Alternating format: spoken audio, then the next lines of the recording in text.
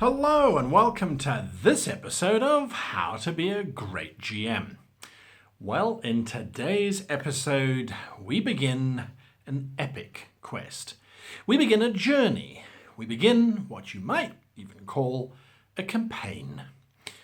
Well, this video is all about how to run and how to establish and how to create a campaign. Where do you start? It is such a mammoth project to look at a campaign and say, right, well, I want this and I want that, and there's got to be a battle here, and there's got to be a villain, and there's a this, and I've got 50,000 adventures to plot out, and I've got all of the NPCs to make, and all the maps to draw, and all of that. Slow down, slow down. Creating a campaign is a process, and in my opinion, it's an enjoyable process, and it's one where you have a plan, but you also make up things on the fly. Now, if you haven't watched my video on how to write or how to run or how to create a master plot, I suggest you go and have a look at that first, because making a campaign is taking the master plot idea and expanding it tenfold. So where do you begin when you begin the idea of writing your own grand campaign? Well, quite frankly, you start at the very beginning where everything else starts, I'm afraid. Well, maybe not where everything else starts. The very first thing is that you need to be aware that your campaign is going to grow and it's going to evolve. Now, it's going to grow insofar as you're going to have a whole bunch of players who are going to add their characters into your narrative mix of your campaign and stir things up. They're going to change things. They're going to add things. They're going to demand things from you that you hadn't originally planned for. So you're going to be growing your scope. You're going to be growing the scale of your campaign as your players interact with it. They're also going to be interacting with it in ways that you never even thought possible or even dreamed up. And that means your campaign is going to evolve. Now, don't for a moment think that I'm advocating that your campaign's conclusion is going to be different from what you envisaged. That is not true. Your campaign ending will be exactly how you have foreseen it, O great Emperor. But how the characters get there will have changed from what you might have originally had in your head. And that's absolutely fine. Something else that we need to define before we can even start in terms of creating a campaign is, well, just what is a campaign? It's something that's going to grow, it's something that's going to evolve. Is it a series of adventures that have a string together? In my opinion, that's not true. That is a master plot. A master plot is a big story that's got lots of little stories in between. It still doesn't constitute, however, a campaign.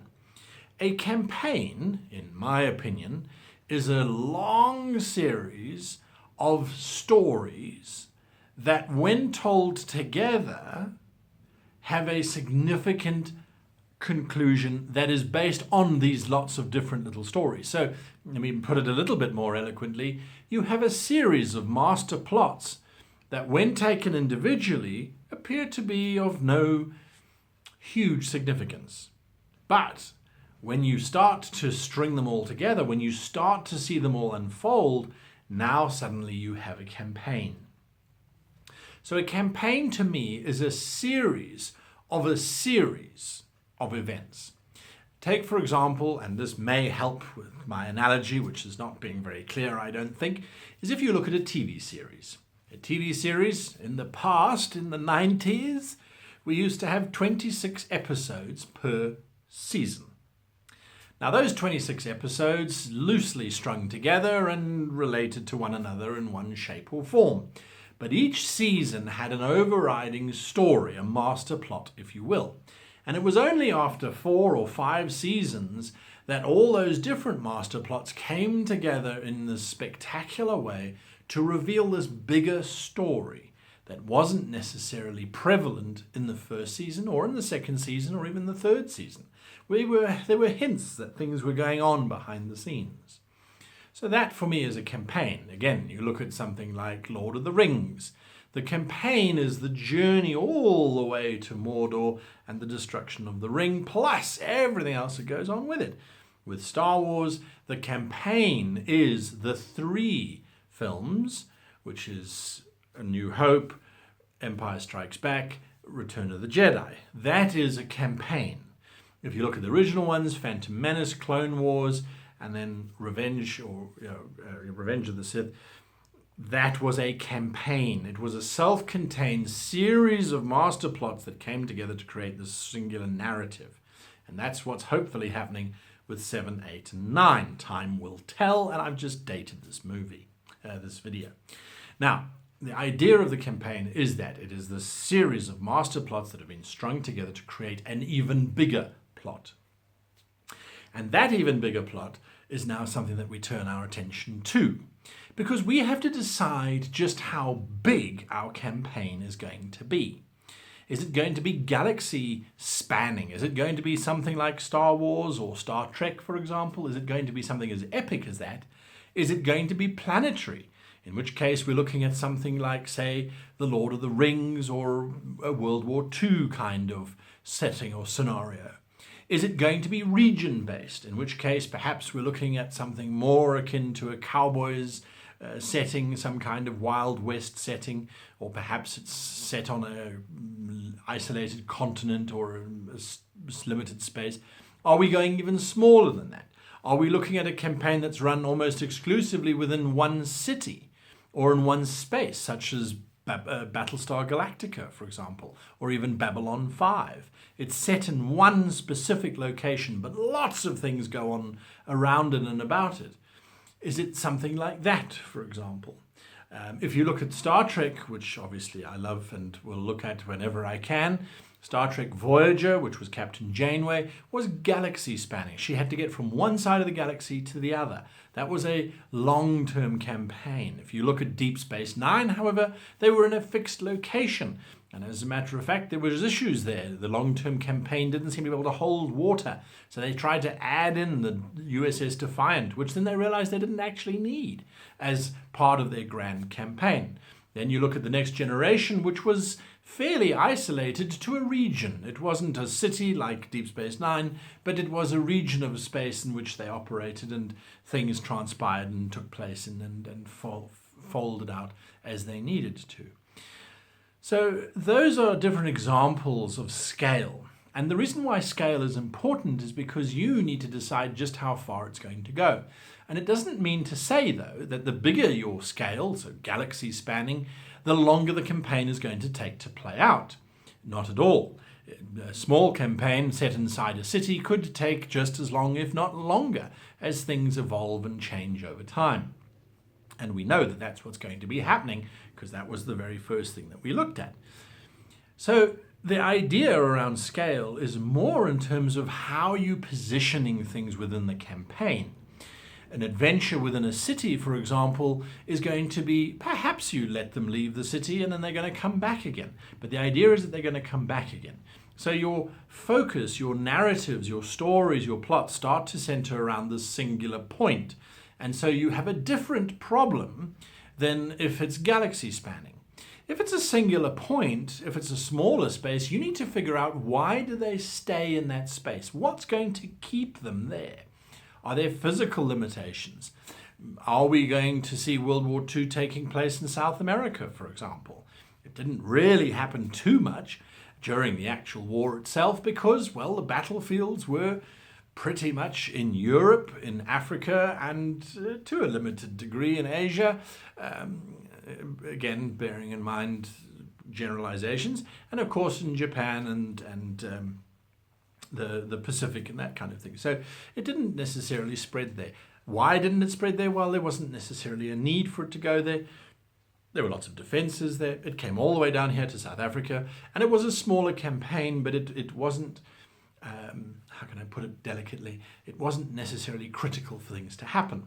But another very good reason as to why it happened there was because the characters are surrounded either by a militant army who won't let them leave, or they're fighting this militant army who haven't ventured into those other territories. So the reason to keep them there is better. On a bigger scale, you're more free. You can let the players go in whichever direction their characters want to go in, because there are no restrictions. It opens you up to creating a lot more adventures and things. At the same time, however, there are other implications. You might have more NPCs simply because, well, if you look at Star Trek Voyager, where they're sailing from one side of the galaxy to the other, they have to meet a whole bunch of different adversaries along the way in order for things to remain interesting. There isn't time to develop characters within those adversaries because, well, we're moving past. We're all over the place. We're not restricted. Whereas something like The Next Generation or Deep Space Nine, where it's in a more localized space, we can really dig into the essence of those NPCs and of those villains and start to get an understanding of them and explore the dynamics that their relationships are with the characters. So the scale of your campaign starts to refocus your positioning points. Now, I know that all of this sounds like, well, yes, it's all good and well, but I want to get to doing the actual adventures and working out the narrative and the story and all that kind of stuff. Absolutely. But if it's one thing that you take away from this channel, it is that the more we understand the space that we're going to be playing in, the more that we have got in our heads a vague plan, a vague idea of this is what I can do, this is what I can't do, this is what my players are expecting, this is what they're not expecting. The more you can control it as it grows, as it evolves, as it changes, and the easier it is for you to come up with all of those different adventures, because it's daunting. You're looking at potentially trying to come up with maybe 20 different adventures that play out, depending on how fast your party moves, depending on how long you want the campaign to run. To sit back and try and plot out 30 or 40 different adventures right at the beginning is absolutely insane, without understanding how it's all going to fit together. So that's the general idea of campaign, is that you work out your scale. Is it massive? Is it small? Is it neat? Is it tidy? Is it all over the place? Is it self-contained? And now from here, we can go, all right, so let's choose our genre. And genre is important because if we're going to go fantasy, fantasy by definition is generally on a planet. So it's at that scale, it's not galactic, or is it? Because if we involve the gods, if we involve extra dimensions, suddenly it basically is galaxy spanning. If we don't involve them, why not? Most fantasy campaigns have got the allowance that the players can have their characters ascend unto godhood or gain so much power that they become godlike. We also have lots of dimensions for them to slip into, the planes of fire and air and earth, and depending on what fantasy setting you're going with. So again, it's about choosing, is it fantasy? And if it's fantasy, these are the restrictions. These are the areas that I'm going to play in, and I'm not going to play in those ones, or yes, I am going to play in those ones. If it's science fiction, generally that's galaxy spanning, but maybe you want to try something different. Maybe you want to contain it to a certain area, a certain space station. However you're going to do that, that's for us to look at later on. But for now, we need to just choose our genre. And of course, as with all of the other videos, you consult your players, find out what sort of space they want to play in, what type of environment do they want to be in, and to explore that notion, that option with them, so that you are creating something that people are going to want to play in. Because creating a campaign that no one wants to play in is really a waste of time from a general sense. Obviously, the more campaigns you create, the better you become at it, the easier it becomes for you to do, and the more fun you can have playing with different types of campaigns. So you choose your genre. You've chosen your scale, you now link it to your genre. Now you start to say, all right, in this genre, what are the settings that are similar to this? If I've chosen region and I'm doing a fantasy setting, what regions' stories do we know about?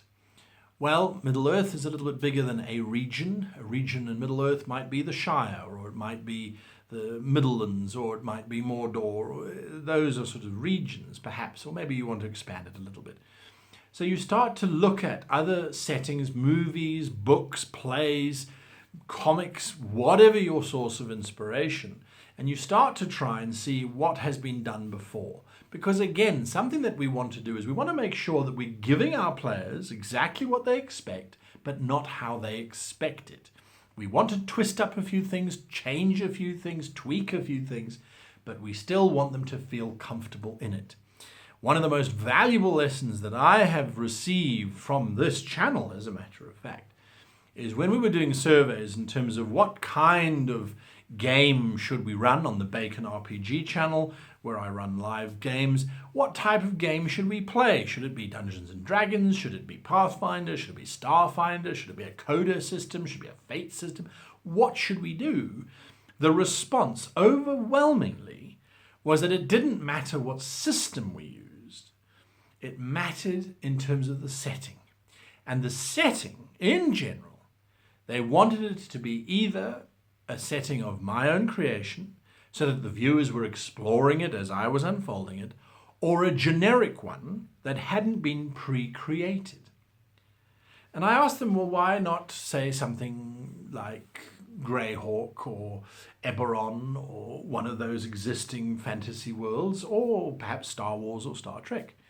And the response was simply because if it was a universe of my own creating, nobody knew what to expect, the players or the viewers. So everybody was exploring this world together. If it was a prescribed environment, if it was, say, the Dragon Age universe or the Lone Wolf universe, then the viewers felt disadvantaged. They felt as if they were trying to get into this world. There was mechanics, there was rules, there was cultural norms that hadn't, or that they didn't know, or that hadn't been told to them. So that there was this barrier to entry, this fear that, well, maybe I'm making the wrong decision. And it's the same with Star Trek or Star Wars, for example. If you don't know what a Klingon is, you don't respond appropriately, or the power of a Death Star, for example. So when you are creating your campaign, it's about looking at all of these elements, looking at what your players are saying. You don't have viewers necessarily, but it's about looking at your players and going, well, do you want X, Y, Z? Do you all know this setting or that setting? So the genre is a very complicated decision and is informed by the scale, obviously. So now we've got our scale, we've got our genre, we've got the idea that things are going to change and things are going to evolve. What's next? Well, next is choosing the type of campaign that you're going to run. And there are many different types, but off the top of my head, you have war as a campaign, ascension as a campaign, justice, revenge, retribution. A whole lot of ideas. And I'm going to look at my notes just for a moment. Yes. Restoration. The restoration of something. Someone, some item, some state. And then you have apocalypse, which is different from war, because apocalypse is an end time. So we have all these types. And next week, I will take you through those different types, because each of those types comes with a whole lot of history, a whole lot of expectation, and a whole lot of impact on how constructing your own campaign will play out. If you like what you've seen so far, hit the like button. If you didn't like it, hit the dislike button. If you want to see more, hit the subscribe button, join our growing legion of fans. If you want to join us for conversations, hashtag or at @HowToGM. I'm still learning the social media ropes. HowToGM, it's on the screen. Otherwise, head on over to www.greatgamemaster.com. Oh, I'm really making a mess of this, aren't I? Gamemaster.com, where you can get all sorts of freebies and goodies, or you can join us in Patreon, where every month rewards such as getting an entire module or an adventure, whatever you want to call it, that I've written, and that everyone will see over time builds out into a much bigger space, but yet is generic enough that you can use it in your own campaign and your own stories. So until next time, I wish you happy gaming.